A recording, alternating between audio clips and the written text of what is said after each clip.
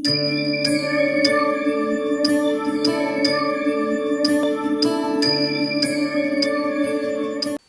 கொண்ட அம்மன் ஆன்மீக நேயர்களே வணக்கம். நான் உங்கள் அறிமுக ஜோதிடர் வெங்கடேஸ்வரன். நம்ம இப்ப எதை பத்தி பார்க்க போறோம்னா சனி பெயர்ச்சியை பத்தி பார்க்க போறோம். இந்த வருடம் சனி பெயர்ச்சி மார்ச் மாசம் 29ஆம் தேதி இரவு 10 மணிக்கு மேல சனி பெயர்ச்சி ஆகிறார். எங்க இருந்துன்னா கும்ப ராசியில இருந்து மீன ராசிக்கு பெயர்ச்சி ஆகிறார். தமிழுக்கு சொன்னா பங்குனி மாதம் 29ஆம் தேதி. இந்த மாதிரி சனி பெயர்ச்சி ஆகும் போதுல என்னென்ன மாற்றங்கள் நிகழ்வுது, என்னென்ன மாதிரியான நமக்கு பலன்கள் கிடைக்குது, உலகத்துல என்னென்ன மாற்றங்கள் நடக்குது, அதை பத்தி தான் இப்ப பார்க்க போறோம். மீனராசிக்குள்ள வரதுனால என்ன பலன் நடக்க போகுது அப்படிங்கிறத இப்ப பார்க்க போறோம். இப்ப வாங்க 12 ராசிகளுக்கும் உள்ளான பலன்களை பார்ப்போம். விருச்ச ராசி அன்பர்களே, இந்த வருஷம் உங்களுக்கு உங்க வாயை மட்டும் கவனமா கையாளணும். 2வது குடும்பம், 3வது கைக்கு வர பணம். முதல்ல உங்க வாயில கவனமா இருக்கணும், 2வது குடும்ப ரீதியா கவனமா இருக்கணும், 3ஆம் பட்சத்துலதான் என்ன சொல்றேன், கைக்கு வர பணம். ஏன் தெரியுமா? ராசிக்கு 5ஆம் இடத்துல இருக்கிற சனி 10ஆம் பார்வையா 2ஆம் இடத்தை பார்க்குது. 5ஆம் இடம் தான் குழந்தை, 2ஆம் இடம் தான் குடும்பம். குடும்பத்தை பிரித்து கொள்ளலாம்ங்கிற ஒரு தன்மைக்கு கூட கொண்டு போய்விடும்.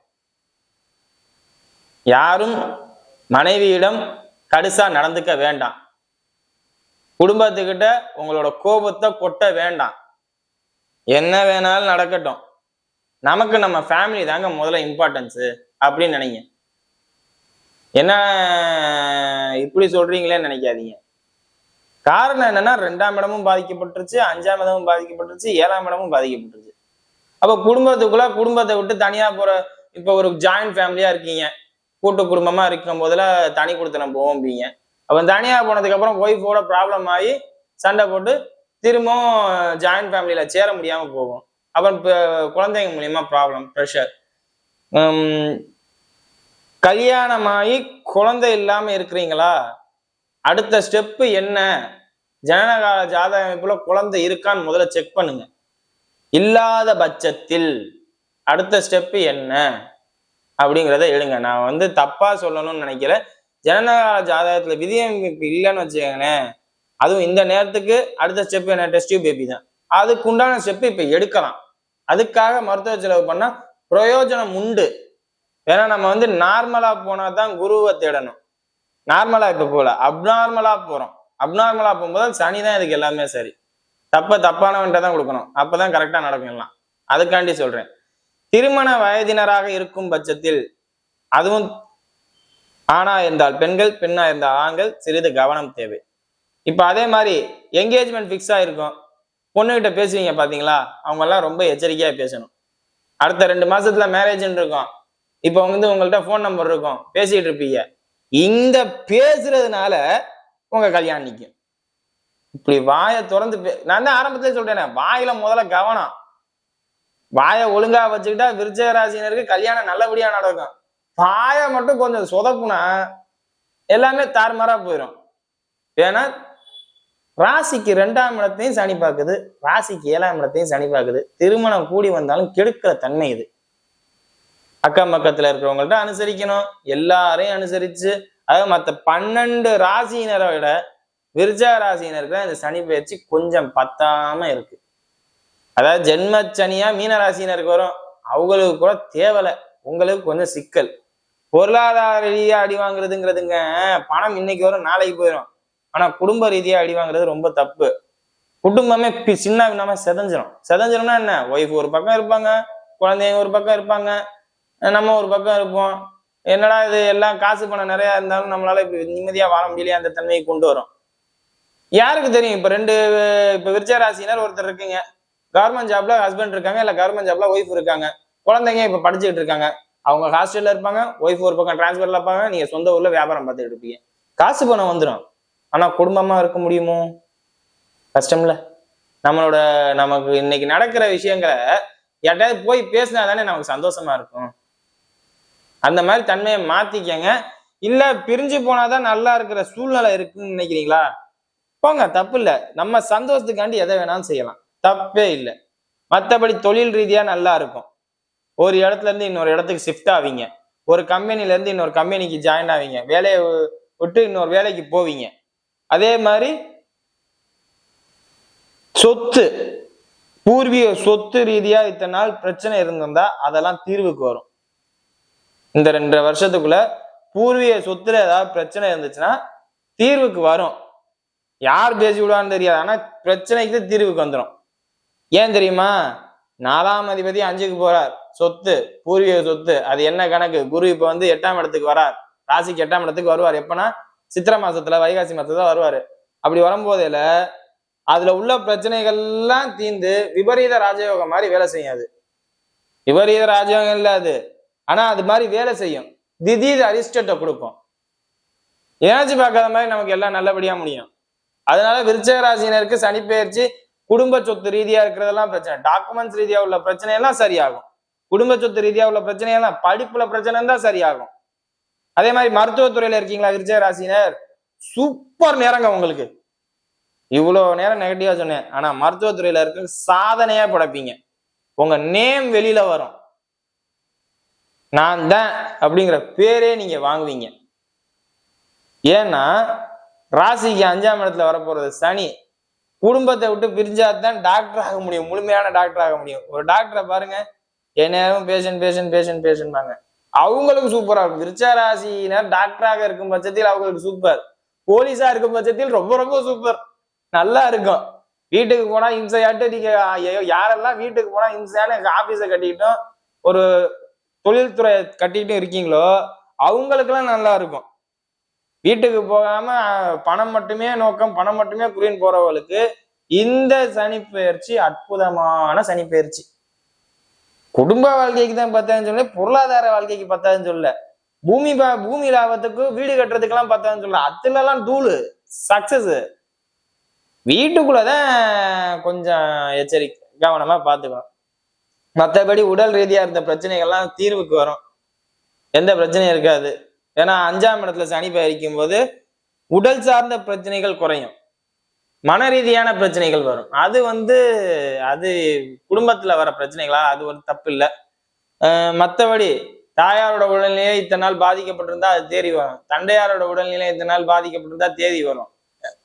அதாவது சுத்தி இருக்கிற மருத்துவ செலவுகள்லாம் குறைஞ்சிருச்சு. மருத்துவ செலவு குறைஞ்சிருச்சுன்னா என்ன, எல்லாரும் சக்தி வந்துருச்சு. சக்தி வந்துருச்சுன்னா என்ன, உங்க சக்தி எடுக்கிறது தானே வேலை. அந்த மாதிரி இப்ப நடக்க போகுது. அதனால அதை பத்தி வேற எதுவும் சங்கடமா நினைக்காதீங்க. பொருளாதார வாழ்க்கையில உங்களுக்கு நல்லா இருக்கு. அதுவும் மருத்துவம் சார்ந்த துறைகள், போலீஸ் சார்ந்த துறையில இருக்க ரொம்ப ரொம்ப நல்லா இருக்கு. பிசினஸ மட்டுமே நோக்கமா போவாங்க பாத்தீங்களா, பணம் மட்டும்தான் என் குறி, வேற எதுவும் என் குறி இல்லையா அப்படின்னு போவாங்க பாத்தீங்களா, அவங்களுக்குலாம் சூப்பரா இருக்கு. சரி, நான் லேபர் ஒர்க்கா இருக்கேன் சார், நான் என்ன சார் பண்றேன்? அந்த 8 மணி நேரம் உங்களுக்கு பிசினஸ், அந்த வேலை தான். அந்த வேலையை நீங்க தெளிவா பார்ப்பீங்க, நல்ல வேலைக்காரன் பேர் எடுப்பீங்க.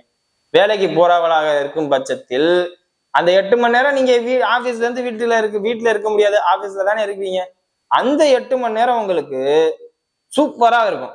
நீங்க பாக்குற வேலைக்கு பெருமை சேரும், கௌரவம் சேரும். ஆபீஸ்ல என்னை இப்படி எல்லாம் கௌரவப்படுத்துறாங்க அப்படின்னு நீங்களே வீட்டுல சந்தோஷமா சொல்லுவீங்க. ஆனா வீட்டுல அது என்ன பண்ணுவாங்க தெரியுமா, ஆமா அளவுல பண்ணிட்டாங்க அப்படிங்கிற மாதிரி உதாசீனப்படுத்துவாங்க. அந்த உதாசீனத்தை காதுல வாங்காத மாதிரி போயிருங்க. மற்றபடி எல்லாம் நல்லா இருக்கும். இப்ப விசாக நட்சத்திரருக்கு பார்ப்போம்.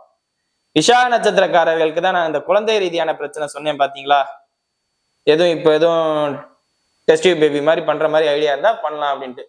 மற்றபடி எல்லாம் நல்லா இருக்கு. திருமண வாழ்க்கையில இதனாலே குழந்தைங்கிற ஒரு காரணத்தினாலே பிரச்சனை வரும். விசாக நட்சத்திரருக்கு திருமணம் சார்ந்த விஷயமும் குழந்தை சார்ந்த விஷயமுமே பிரச்சனையா வரும். ஏன் இந்த மாதிரி நடக்குது, ஏன் இந்த மாதிரி பிரச்சனை இருக்குது? காரணம் என்னன்னா, விசாக நட்சத்திராதிபதி 7ஆம் இடத்துல குரு வக்ரமாயி நின்னுட்டாரு. உங்க நட்சத்திராதிபதி வக்ரமாயி 7ஆம் இடத்துல நின்னு சனி பார்வையை வாங்கிடுவாரு, பெயர்ச்சியும் ஆயிடுவார். விருச்சிக ராசியினர் விசாக நட்சத்திராக இருக்கும் பட்சத்தில் பங்குனி மாசம் 15 இது நடக்கும். கொஞ்ச நாளைக்கு பங்குனி மாசம் கடைசியில 14ஆம் தேதி, பங்குனி மாசம் 14ஆம் தேதிக்கு அப்புறம், அதாவது மார்ச் 29ஆம் தேதிக்கு அப்புறம் ஒரு மாசத்துக்கிட்ட குரு பாக்குறாரு. உங்க நட்சத்திர அதிபதிய சனி பாக்குறார். திருமணமானவரா இருக்கும் பட்சத்தில் கணவன் மணிக்குள்ள தராரு. அதே மாதிரி குழந்தைகள் இல்லாதவங்க வீட்டுல குழந்தைகளால பிரச்சனை. இந்த மாதிரி தப்பான பேசுவாங்க, அது ஒரு மாதிரி பேசிடுவாங்க. இல்ல குழந்தைகள் இருக்கா, குழந்தைகளாலே பிரச்சனை, பருவ வயது கல்யாணம் ஆகலன்னு பிரச்சனை, காலேஜ்ல படிக்கிறீங்களா லவ்வருங்கிற பேர்ல பிரச்சனை. ஒரு காமன் அண்டர்ஸ்டாண்டிங் உங்க மேல யாருக்கும் வராது, கவனமா இருங்க சரிங்களா. அடுத்தது அனுச நட்சத்திரக்காரர்கள். உங்க நட்சத்திராதிபதி தாங்க 5ஆம் இடத்துக்கு போறாரு, உங்க ராசிக்கு 5ஆம் இடத்துல போறாரு. நான் சொன்னேன்ல, தொழிலை மட்டுமே குறியா வச்சு போறவங்க நல்லா இருப்பீங்கன்ட்டு, அது நீங்க தான். உங்களுக்கு மணி மைண்டட் தான் மேக்சிமம், பிசினஸ் தான் மேக்சிமம். உழைச்சுக்கிட்டே இருக்கணும் அப்படின்னு நினைக்கிறவங்க, இந்த உழைச்சுக்கிட்டே இருக்கிறவங்களுக்கு சூப்பரா இருக்கும். இன்னும் சொல்ல போனா நீங்க தான் வீட்டுக்கே போகாம வெளியிலே சுத்திக்கிட்டு இருப்போம் அப்படின்னு நினைக்கிற ஆளு, வீட்டை பெருசா நினைக்க மாட்டீங்க, வீட்டுக்குள்ள போனாவே இம்சைதான் வருதுன்னு நினைக்கிறவங்க, உங்களுக்கு இந்த சனி பெயர்ச்சி சூப்பரா இருக்கும். முக்கியமா ஒண்ணு சொல்ல மறந்துட்டேன், வெளிநாடு யோகம் உங்களுக்கு இருக்குங்க. வெளிநாடு போக ட்ரை பண்ணுங்க. வெளிநாடு இப்ப இந்த நேரத்துல ஸ்டெப் எடுத்தீங்கன்னா கிடைக்கும். கிடைச்சிச்சுன்னா அங்கேயே 2 வருஷத்துக்கு இருங்க, உங்களுக்கு நல்லா இருக்கு. சனி பெயர்ச்சி, இந்த சனி பெயர்ச்சி எந்த நட்சத்திரத்துக்கு, அனுச நட்சத்திரத்துக்கு சூப்பர். வெளிநாடு யோகம் கிடைக்கும். திடீர்னு ஜாப் ஆப்பர்ச்சுனிட்டி மாறுற மாதிரி ஆப்பர்ச்சுனிட்டி, அதாவது நீங்க தேடிக்கிட்டு இருந்திருப்பீங்க, அந்த வேலை வந்து உங்க கிடைக்க மாட்டோம், நல்ல விஷயமா எதிர்பார்த்துக்கிட்டு இருப்பீங்க. தொழில்துறை தொடங்குற மாதிரி இருந்தா தைரியமா இருங்க. புதுசா ஏதாவது தொழில்துறை தொடங்குற மாதிரி இருந்தா தைரியமா இருங்க. இல்ல ஏற்கனவே நான் ஒரு தொழில் செஞ்சுக்கிட்டு இருக்கேன், இன்னொரு தொழில் செய்ய போறேன், தைரியமா இருங்க, பிரச்சனையே இல்லை, நல்லா இருக்கும். அடுத்தது கேட்ட நட்சத்திரக்காரங்க. கேட்ட நட்சத்திரக்காரங்களுக்கு இந்த சனி பெயர்ச்சி தொழில் ரீதியா பாதிப்பு இல்லாம பாத்துக்கோங்க, பொருளாதார ரீதியா பாதிப்பு இல்லாம பாத்துக்கோங்க. கைக்கு வர பணம்னு ஒரு விஷயத்த ஆரம்பத்துல சொன்னேன், பேச்சுவார்த்தையில கைக்கு வர பிரச்சனையில, பண பிரச்சனையில, இதெல்லாம் உங்களுக்கு தான். கவனமாக செயல்பட்டால் வேங்க. உங்க அளவுக்கு சாதுரியமா விருச்சிக ராசியிலே சாதுரியமா பேச போறீங்க இந்த கேட்ட நட்சத்திரக்காரங்க தான். ஆனா இந்த கேட்ட நட்சத்திரக்காரங்களுக்கு இந்த நேரத்துல வாயில தான் பிரச்சனையே, எதிலும் எச்சரிக்கை, மற்றபடி எல்லாம் நல்லா இருக்கும். வேற எதுவும் தகவல் தெரிஞ்சுக்கணும்னா கீழே உள்ள நம்பருக்கு கால் பண்ணுங்க. வீடியோ இப்பதான் ஃபர்ஸ்ட் டைம் பாக்குறதா இருந்தா லைக்ஸ் பண்ணுங்க, ஷேர் பண்ணுங்க, கமெண்ட் பண்ணுங்க, சப்ஸ்கிரைப் பண்ணுங்க. நன்றி.